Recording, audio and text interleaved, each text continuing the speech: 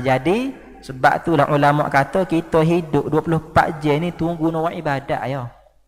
Kita secara hakikatnya lagu tu. Kita duduk atas muka bumi 24 jam kita hidup ni, kita tunggu nak buat ibadat. Gapo dia ibadat kita? Semaya. Maka kita pun semaya fardu subuh. Maka kita hidup di antara subuh dan zuhur tu, kita duduk dalam nati semua. Dak nati bila nak semaya zuhur, bila nak semaya zuhur, bila nak labur modal, bila nak ambil kepala modal, kalau bahasa kita kan. Maka ulama kata kita hidup 24 jam ni, orang panggil kita duk tunggu-tunggu nak buat ibadat.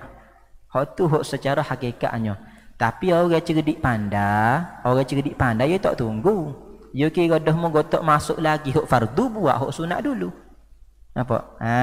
Sebab apa? Sebab dia faham lagu mana? Tuhan kata dah kita hidup, dia buat kita tu hikmah dia kita beribadat kepada Allah.